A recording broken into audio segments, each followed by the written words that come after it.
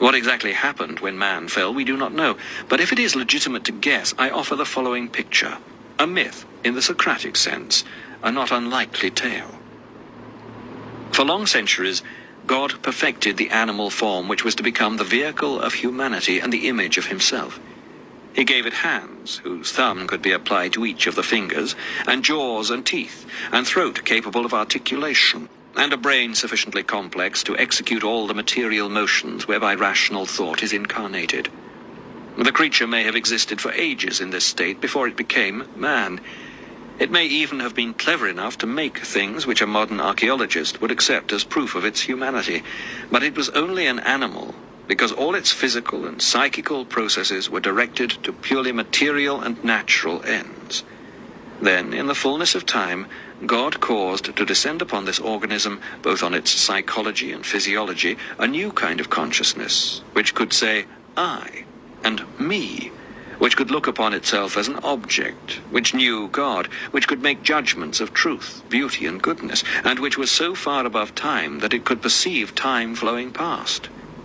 This new consciousness ruled and illuminated the whole organism, flooding every part of it with light, and was not, like ours, limited to a selection of the movements going on in one part of the organism, namely the brain.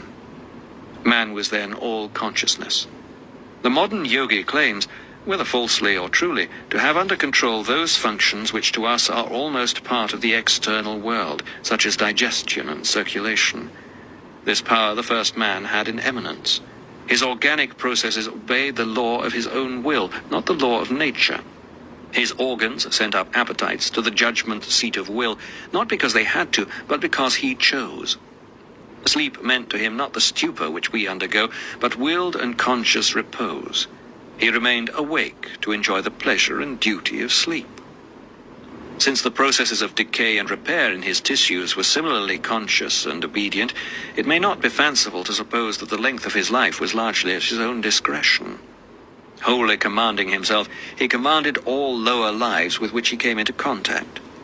Even now we meet rare individuals who have a mysterious power of taming beasts.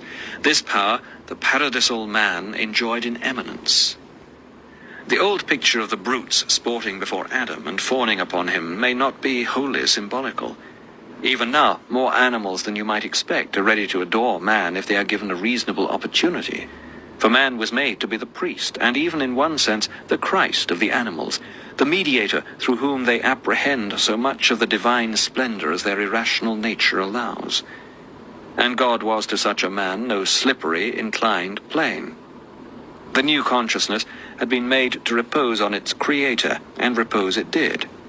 However rich and varied man's experience of his fellows, or fellow, in charity and friendship and sexual love, or of the beasts, or of the surrounding world, then first recognized as beautiful and awful, God came first in his love and in his thought, and that without painful effort. In perfect cyclic movement, being, power, and joy descended from God to man in the form of gift, and returned from man to God in the form of obedient love and ecstatic adoration.